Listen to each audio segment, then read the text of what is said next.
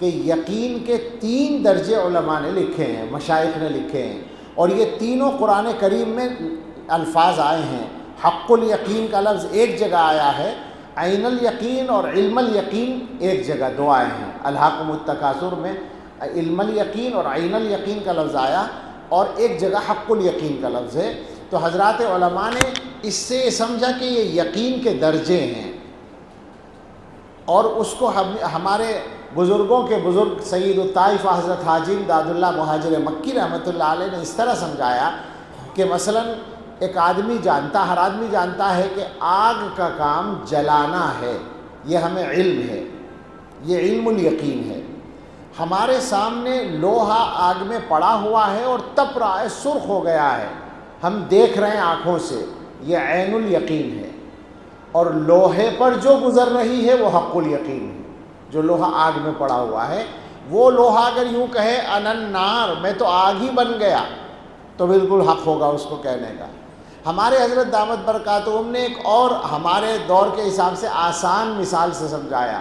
حضرت فرماتے ہیں کہ آپ اپنے گھر آئے اور آپ نے کہا بھائی چائے چاہیے، تو ظاہر ہے کہ چائے گرم پی جاتی ہے، آپ کو یقین ہے، معلوم ہے کہ جو چائے اب آئے گی وہ گرم ہوگی، پہلے سے معلوم ہے، یہ علم الیقین ہے۔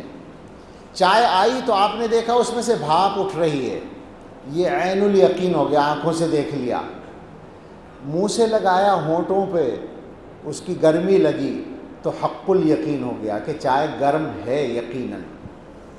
اب یہاں ذرا سی ایک بات سمجھ لیں، حضرت جو سمجھانا چاہتے ہیں اور مشائخ ہمیشہ سمجھاتے آئے ہیں کہ پہلا جو درجہ ہے اس سے کام نہیں چلتا، اس لیے کہ وہ درجہ ایسا ہے کہ آسانی کے ساتھ اس کو شک میں بدلا جا سکتا ہے۔ میں یہی رک کر کہہ دوں، جیسے ایک عام آدمی جانتا ہے لا الہ الا اللہ محمد الرسول اللہ، اللہ کے سوا کوئی معبود نہیں، حضرت محمد صلی اللہ علیہ وسلم اللہ کے رسول ہے۔ عام آدمی سے میری مراد یہ نہیں ہے کہ کوئی غریب آدمی، غریب آدمی کا تو ایمان مضبوط ہوتا ہے۔ ہم نے اپنے بزرگوں سے سنا ہے کہ ایک گاؤں کا آدمی جنگل میں کھیت جوت رہا تھا، ہل چلا رہا تھا، وہاں سے کوئی عالم گزرے، انہوں نے سوچا کہ اس کے ایمان کو چیک کریں، تو انہوں نے پوچھا اللہ کو ایک مانتے ہو؟ کہا ہاں اللہ تو ایک ہی ہے، اور کیا؟ اس نے کہا، انہوں نے پوچھا کیا دلیل ہے کہ اللہ ایک ہے؟ تو ہل جانتے ہیں نا، ہل ہی کہتے ہیں وہ جو جوتنے کے لیے ہوتا، آپ کے یہاں بھی ہل ہی کہتے ہیں۔ اس آدمی نے کہا کہ دلیل یہ ہے کہ اگر دوبارہ پوچھو گے تو یہ ہل تمہارے سر پہ مار دوں گا، یہ ہے دلیل اللہ کے ایک ہونے کی۔ تو آپ سوچیں اس دلیل کو تو کوئی نہیں توڑ سکتا، یہ تو بڑی مضبوط دلیل، سر ٹوٹ جائے گا وہ نہیں ٹوٹے گی دلیل۔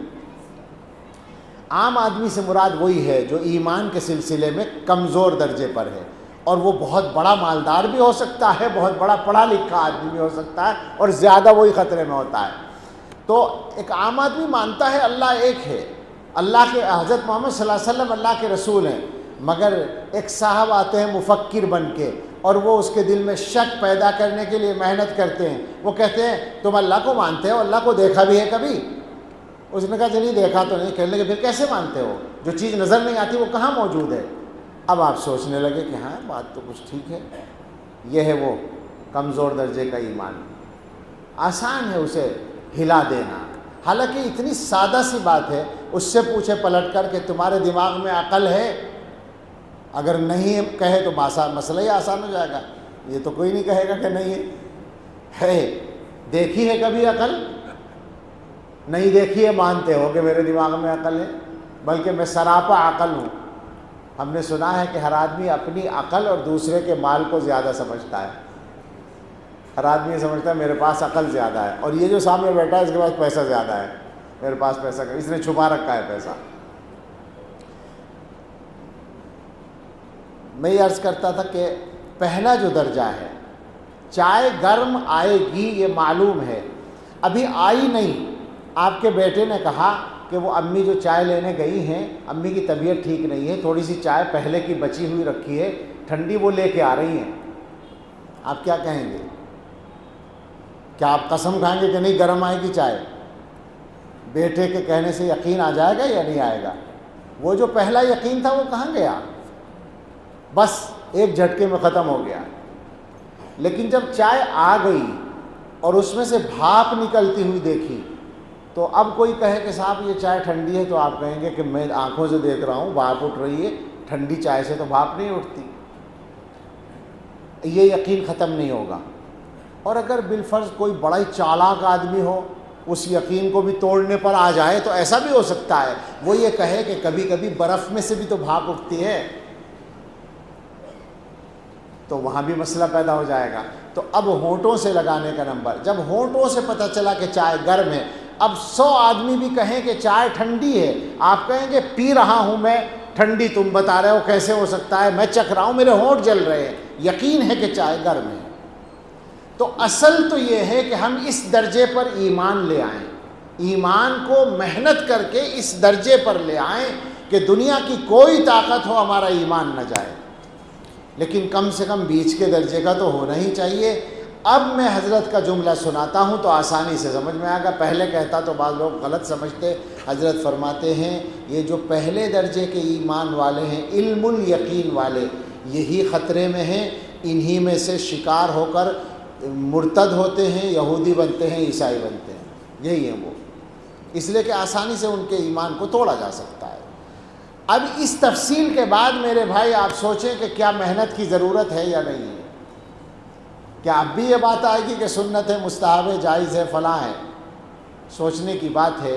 کتنے بڑے بڑے خطرے کھڑے ہوئے ہیں ایمان کے لیے اس وقت میں، اور کتنے بڑی بڑی ترغیبات کھڑی ہوئی ہیں گناہوں کے لیے۔ دونوں باتوں کے ہمیں تجربے ہیں۔ آپ علماء سے پوچھیں، مشائخ سے پوچھیں، میرے جیسے ناکارے کے پاس بے شمار واقعات ہیں اس وقت میں جن میں یہ پریشانی ہے کہ آدمی اچھا آدمی ہے، پریشان ہے وہ اس بات سے کہ اس کے دل میں شک پیدا ہو گیا اللہ کے بارے میں، شک پیدا ہو گیا دین کے بارے میں، اور وہ بولنے سے ڈر رہا ہے لیکن دل میں شک ہے اس کے۔ اور صراحت کے ساتھ مدرسوں کے فضلاء بھی میرے تجربے میں آ چکے ہیں جو شک میں مبتلا ہوئے۔ مدرسوں والوں کو گالی دینے کے بعد تبلیغ والوں کو کہا جا سکتا ہے آسانی سے، اس سے پہلے کہیں گے تو ناراض ہوں گے تبلیغ والے، لیکن جب ہم مدرسے والے کے بارے میں کہہ رہے ہیں تو تبلیغ والے کہاں بچ جائیں گے؟ میں تبلیغ کی برائی نہیں کر رہا، میں یہ کہہ رہا ہوں کوئی بھی ہو سب خطرے میں پڑ جاتے ہیں اگر مضبوطی کے ساتھ تربیت نہیں ہوئی۔